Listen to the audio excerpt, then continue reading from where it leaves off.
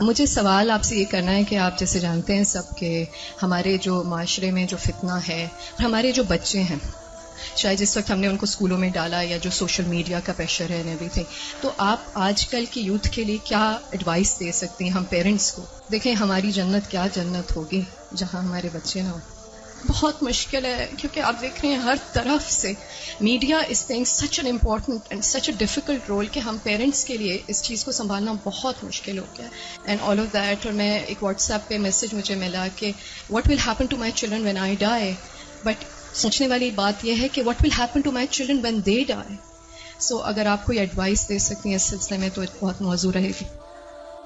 انہوں نے دکھتی رگ پہ ہاتھ رکھ دیا ہے اور بہت ہی اہم سوال ہے یہ. حقیقت یہ ہے کہ یہ ہر گھر کا مسئلہ ہے، ریلیجس فیملی ہے یا ریلیجس نہیں ہے، یہ مسئلہ ہر جگہ ہے، پڑھے لکھے ہیں یا ان پڑھ ہیں. آئندہ جنریشنز بہت بڑے فتنے میں ہیں، فتنہ ہر ہاتھ میں ہے اور وہ بڑھتا ہی چلا جا رہا ہے اور پوری دنیا ان کے سامنے ایکسپوز ہو چکی ہے. یعنی آپ کس کس چیز سے ان کو بچا سکتے ہیں، کس کس چیز سے روک سکتے ہیں؟ صرف ایک ہی حل ہے اور وہ روک اندر ہو، اور وہی تقویٰ والی بات ہے کہ جب تک ان کے اندر خود اللہ کا ڈر نہیں آتا، آخرت کی فکر نہیں آتی، اس وقت تک کوئی باہر کی چیز اب ڈھکی چھپی رہ نہیں گئی. آپ سو رہے ہیں، آپ کو نہیں پتا آپ کے بچے اپنی رضائی کے اندر کیا دیکھ رہے ہیں، کیا کر رہے ہیں، کیا سن رہے ہیں، کہ کانوں کے اندر کچھ لگا ہوا ہے، کچھ دیکھ رہے ہیں. اور پہلے تو کہیں کسی خالی جگہ پہ جا کے چھپنے کی ضرورت تھی، تو اب تو گھر کے اندر بھی ہر جگہ چھپنے کی جگہ ہے، کیونکہ جس اسکرین پر وہ سب کچھ دیکھ رہے ہیں وہ ان کے ہاتھوں کے اندر آ چکی. اس کے لیے جو پرسنل میرا ایکسپیرینس ہے وہ دو چیزیں. ایک تو یہ کہ ہم اسکولوں سے تو جو اسکول ہیں انہی میں ہی جائیں گے، اور جو باہر معاشرہ ہے اور جو کچھ ہو رہا ہے وہ سب وہ کریں گے، اس سے کاٹ تو نہیں سکتے. میں نے سب سے زیادہ جو دعائیں مانگی ہیں، رو رو کے مانگی ہیں، سجدوں میں پڑھ پڑھ کے مانگی ہیں، وہ اسی کے لیے مانگی ہے کہ اللہ میرے بچوں کو ایمان دے. یہ صرف پچھلے 5 سال میں جتنی چینجز آئی ہیں وہ اس سے پہلے شاید کئی 100 سال میں نہیں آئی تھی. اور پھر دوسرا کیا کیا، یعنی اللہ تعالیٰ سے خود ہی مانگا. دوسرا یہ کہ ہر تھوڑے عرصے کے بعد عمرہ، اللہ کے گھر چلو، کیونکہ اللہ کے گھر کا جو جلال ہے، اور اللہ تعالیٰ اگر انسان کو کہیں سب سے زیادہ محسوس ہو سکتے ہیں تو وہ بہت جگہ ہے. یعنی ہمارے ملک میں، ہمارے گھروں میں، ہمارے ماحول میں وہ فیلنگ نہیں آتی جو وہاں جا کر آتی.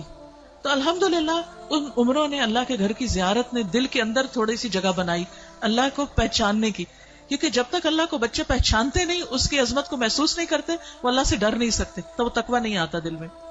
تو اس سے یہ ہے کہ وہ ایسی جگہ ہے جہاں اللہ ماشاءاللہ سب کو جا کر یقین ضرور آتا کہ کوئی ہے ایک جس نے یہ سب کچھ بنایا.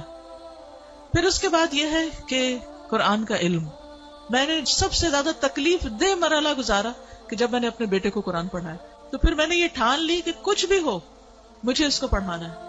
وہ ایج ایسی تھی کہ جس میں کچھ نہ کچھ وہ سننے کے قابل تھا، ورنہ وہ ایج بھی گزر جاتی ہے تو پھر بچے وہ اتنا بھی نہیں سنتے. اور میں نے اپنی ساری مصروفیات کو سیکنڈری کر کے، حالانکہ میں انتہا درجے کی مصروف، گھر کی بھی ذمہ داریاں، باہر کی بھی، لیکن میں نے اس کو اپنی پرائرٹی نمبر 1 سمجھا کہ یہی بات جنہوں نے کی ہے کہ جب وہ مر جائیں گے تو پھر ان کا کیا بنے گا. یعنی ہمارے مرنے کے بعد تو جو ہوگا سو ہوگا، ان کے مرنے کے بعد ان کی قبروں کا کیا حال ہوگا اور ان کی آخرت کا کیا ہوگا.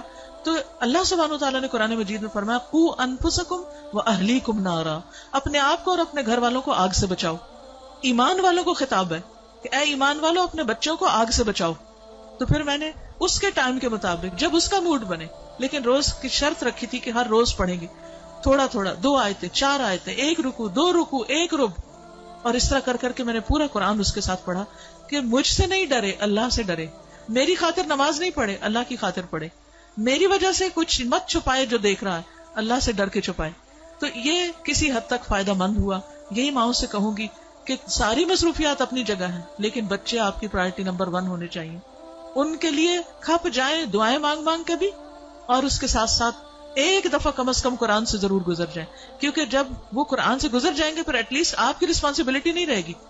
اللہ ان کی سب خیر کرے، لیکن اگر خدا نہ خواستہ ان کے اندر کوئی بگاڑ آتا تو آپ کی پکڑ نہیں ہوگی.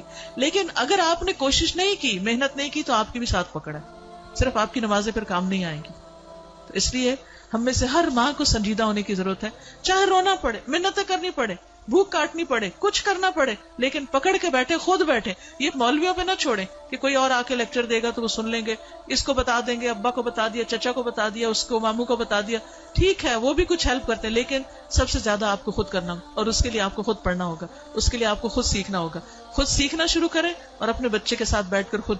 پھر یہ کہ بعض اوقات بچے ہم سے سننا نہیں چاہتے، آپ ان سے کہ آپ ہمیں پڑھ کے سنائیں. بس اس بات کا اگر یقین ہے ان کو کہ یہ قرآن اللہ کی کتاب ہے، تو پھر ان کے اندر یہ ڈالنے کی ضرورت ہے کہ اللہ تعالیٰ نے کیا فرمایا ہے، وہ آپ کو بھی پتا ہونا چاہیے اور وہ ان کو بھی پتا ہونا چاہیے. اللہ تعالیٰ ہماری مدد فرمائے.